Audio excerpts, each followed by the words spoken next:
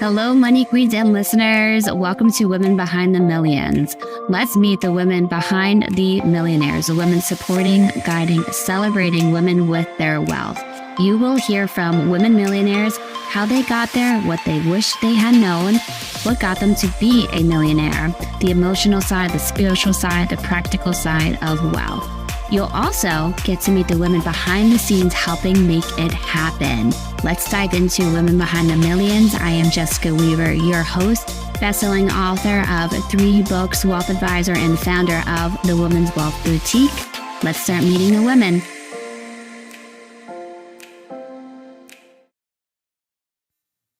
Hello, ladies. Welcome back, Money Queens, to another episode where we talk all things power, pink, and prosperity. Tonight is all about one of the most misunderstood pieces of wealth building: credit, your credit. Because the truth is, your credit usually is a gatekeeper to that next level of wealth for you, to that financial future. I'm so excited to have with us Micah Smith. Her passion is helping individuals achieve their personal, professional, and financial goals by strengthening the foundation of their financial life credit. Here we go, ladies. Through strategic credit restoration and financial education, she empowers clients to unlock opportunities and builds a lasting financial stability.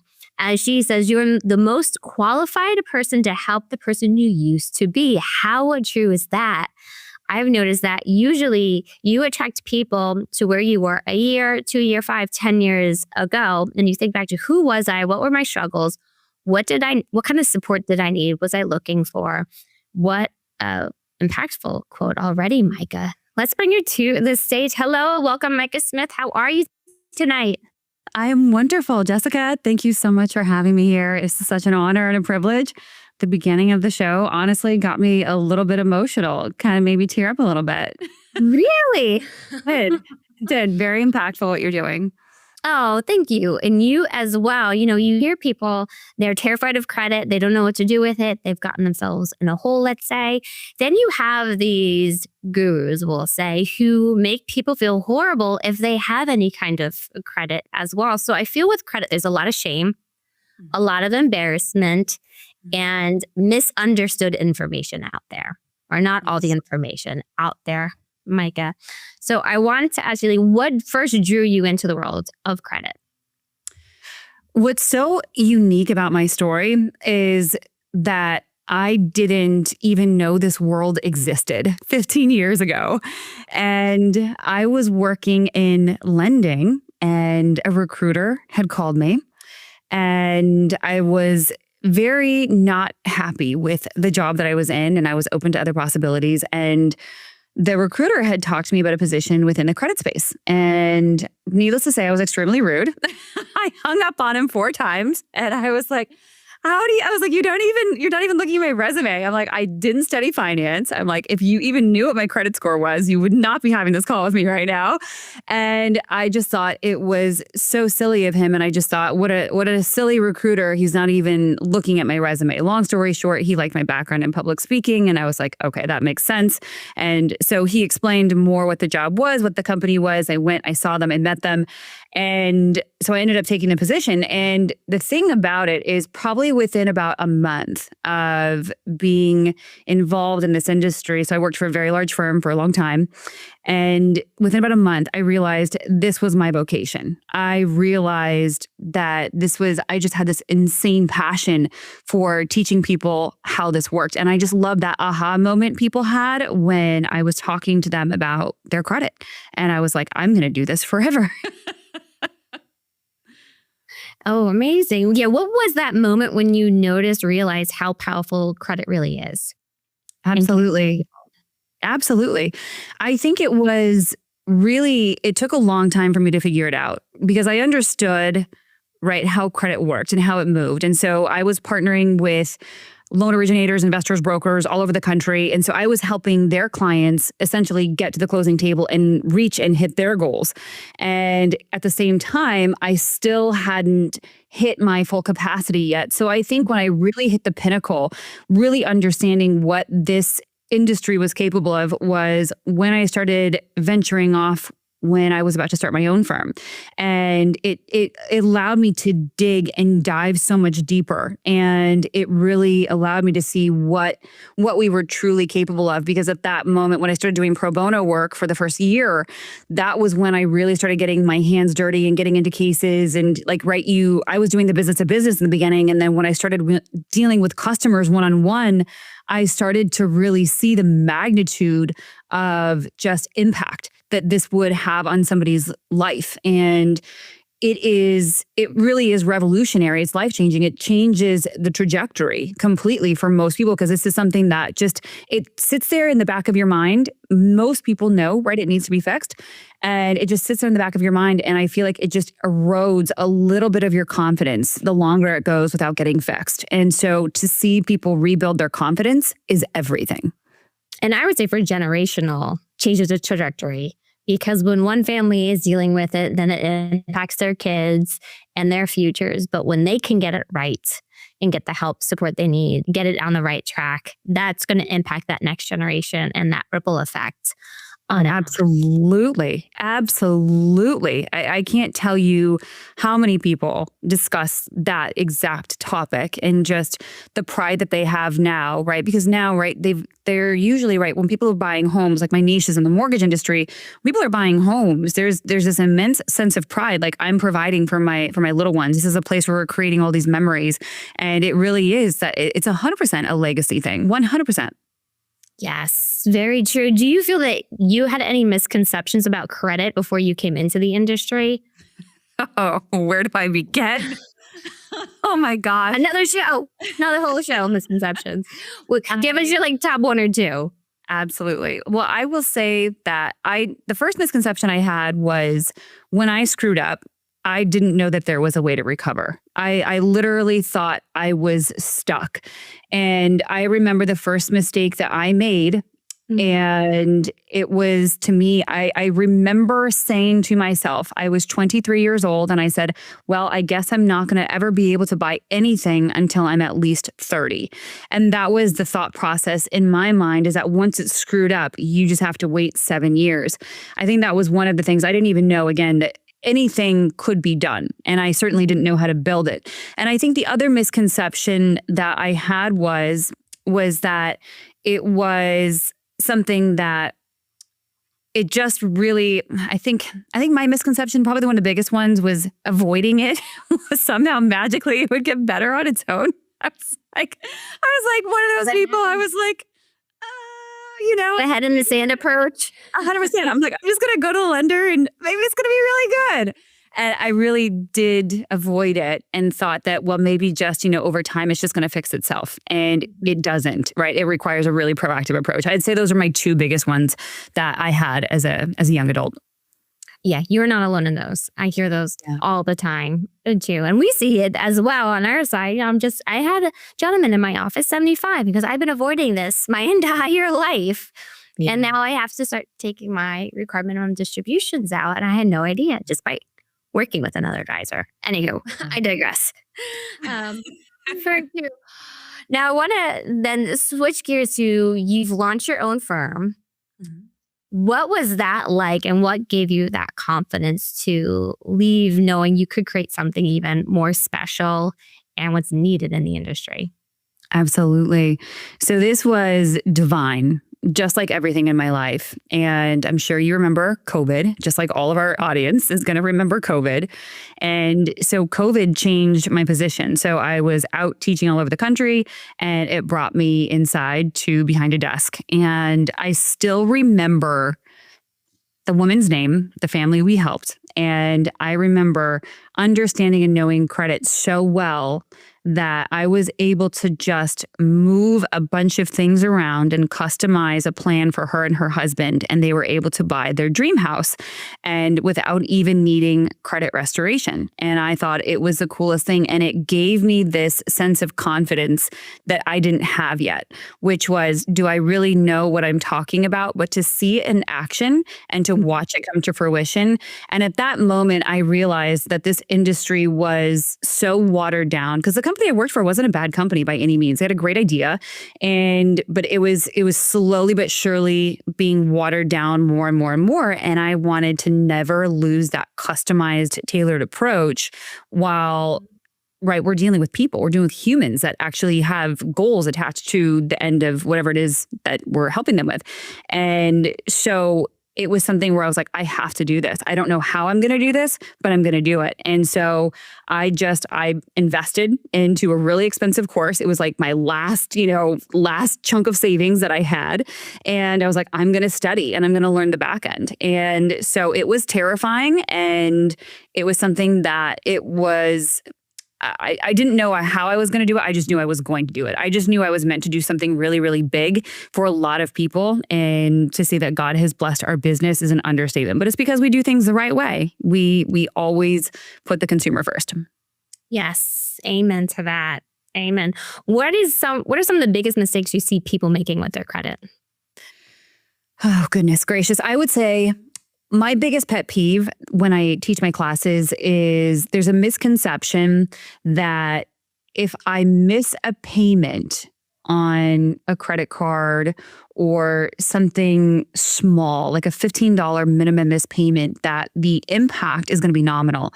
And there is proof that it's not a small setback. It's a monster setback. So to give you a statistic that hopefully scares our audience into putting everything into auto pay, I always give worst case scenarios.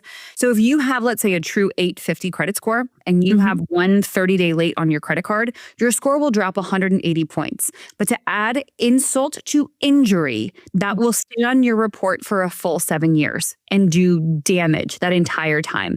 And so when we tell people, make sure you put everything on auto pay, like that minimum missed payment is not a big deal. It's a huge deal. That's probably one of my biggest pet peeves, because we'll have people in the program, they're fixing their credit, they're spending time and money, and they're dedicated to getting and reaching their goals. And all of a sudden, boom, they miss a payment. And now it takes them from qualified to unqualified, just like that. And a lot of times we see it's the credit card that people forgot they had with the annual fee. Oh, it's the annual fee. So not even a charge because you're not using it. Not even a charge. And we see it every single day. I think that's one of the biggest mistakes that we see. The other one is people are like, I'm just going to fix this myself. And so without doing immense research, and listen, we're in the era of AI, and AI is amazing. I use it to better what it is that we're doing already, and to ensure that we're moving at a cadence that will produce a certain outcome. But understanding that AI, if you ask it a question, I just would implore everyone, ask it the same question 5 times, you'll get 5 different answers. So it's something where unless you're knowledgeable about what it is you're asking them about, it's going to steer you in multiple directions and you'll get stuck. And so a lot of people will do things and they'll be given the wrong guidance for their situation. So like even our loan originators, right? They will give clients advice and they have access to what's called simulators. And scores will go backwards, 50, 60, 70, 80 points, right? You're paying off collections or negative items thinking it's going to make the score better, but it actually makes it worse. So ultimately, our goal is removal, right? And people think that paying negative items is the same as, so they'll talk to someone at the creditor or the bureau level. Oh, yeah, we're going to mark it as satisfied. You got it. People are like, great, I did my part. Well, that's not how it gets fixed. Satisfaction just restarts what's called the DLA. DLA is date of last activity. So when you pay something negative, you reactivate it and you restart it. So now it looks brand new and the algorithms pick it up as very risky. So you actually drop your scores and now that negative item stays another 7 years from data satisfaction. So I would say those are the biggest ones that just come to mind, especially for an episode where I can't talk to you for 10 hours. Yeah. I mean, you just get a ton of very important information and you're on AI and you always go into it with a bias depending on what you've been searching. It's going to sway a certain way with AI. So it's something this complex, you do not want to mess it up. And you're most likely working with a time frame, which is why you're trying to correct your credit. It's going to take you a lot longer. I was just going to ask you too, how do errors or outdated items impact someone's financial future? And you just went into it. Yeah. negative balances. Well, It can be detrimental though to capitalize on that, like errors. So that's what people don't realize either, is that so to the consumer, to our eye, we look at a credit report and we see something negative. And to us, we're like, oh, yeah, okay, that's mine. But to us, the trained eye, we're looking actually at all the inaccuracies that are being done by the bureaus and by the creditors that are causing detrimental harm to a consumer. So like, for instance, I'll give you a really brief, short example. We have a client right now that we're helping her. Her timeshare is reported on her credit report as a mortgage. And she had something go wrong with the timeshare. And because of the mortgage industry and how it works, it's preventing her from getting her home. And because it's misclassified, right, now it's stopping her in her tracks. And it is a violation of the FCRA. So we fixed 2 bureaus. We're working on the 3rd. But these are the little things that people don't realize. It's actually misclassified. And there's thousands of misclassifications, errors, things that are happening on the back end that you wouldn't even know because it's not your job to know credit. So these errors are detrimental to the point where it can actually stop you dead in your tracks, even if, let's just say the report looks fine, right? There's a lot of moving parts that you would just never even realize. No, it's the iceberg situation, right? We see the tip of the iceberg. I just did a post on this for looking at somebody's statement, but you, this expert, see all this massive amount beneath the surface. Yes. Gorge too. This has been eye-opening, Micah. We're going to take a quick shout out to the Pink Fix Shop before we go into how do we start to get on the right track? We talked about the past. We talked about the impacts of credit. Now let's talk about solutions. Welcome to the Pink Fix Shop, where rebels, trailblazers, and legacy builders find their voice in every sip, stitch, and page. From best-selling teas to manifesting mugs, every item is designed to spark conversation and celebrate your story. Start building your legacy in style, only at pinkfixproductions.com. We are back with Micah Smith, and we are talking about repairing your credit. The first part, we were talking about her own story into credit, launching her own firm, which is thriving and growing, speaking all across the world.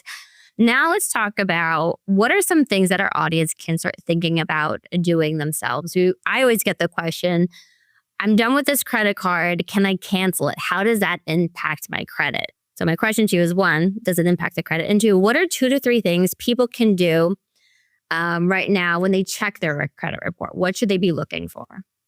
Great questions. So the first question that you had, and actually I might ask you to repeat it because now I'm thinking about the second question. Credit card. Okay, we made some nighttime credit cards. They've finally done paying some of them off. Should they cancel them? Should they just let them sit there? What's the best?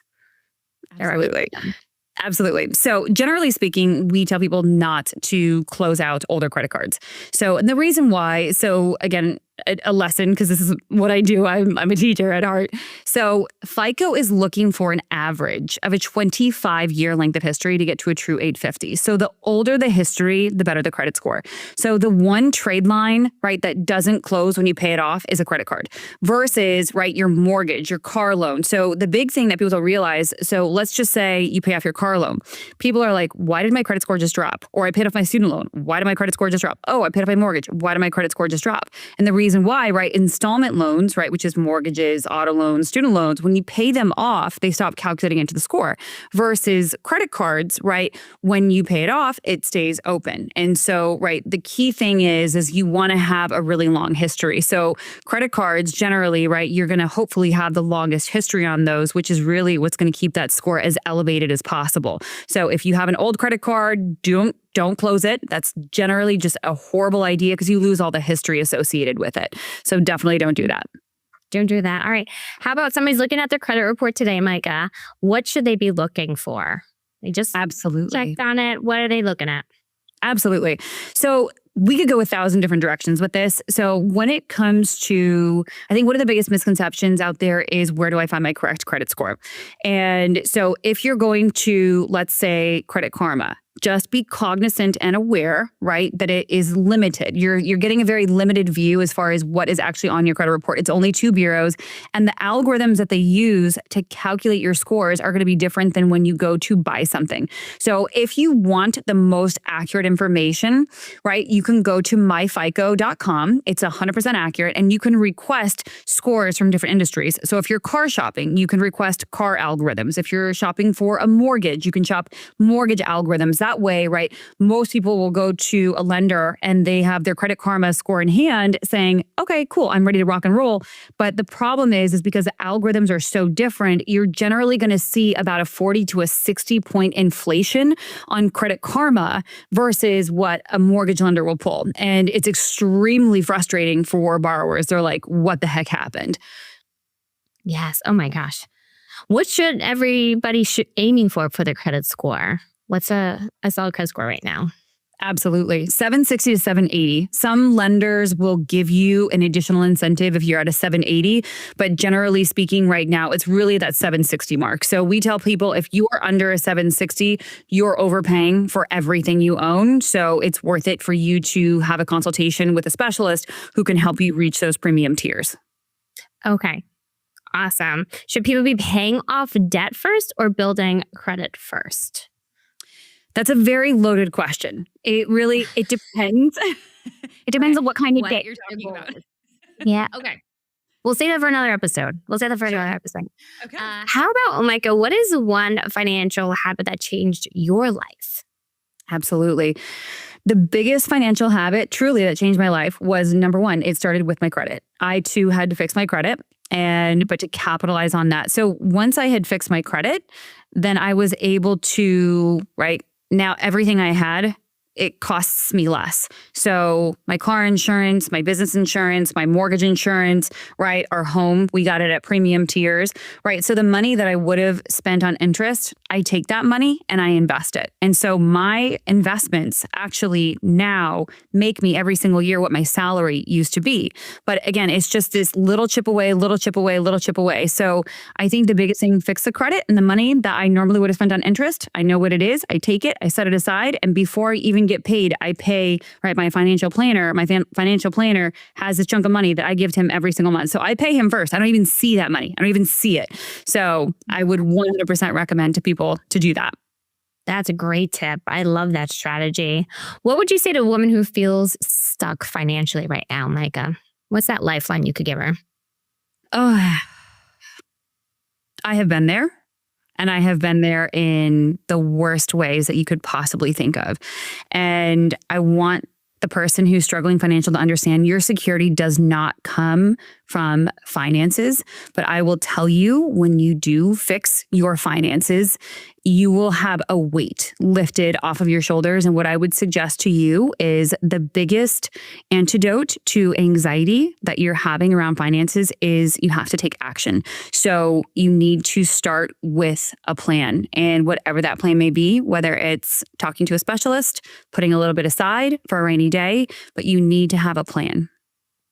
That's beautiful. And those little steps that you said before, right? We have to be patient with ourselves. We have to have grace, but intentionally taking these little steps every single day, shifting your mindset every single day, to your point, Micah. So powerful. I have so many notes. We didn't even get to all my questions. I do.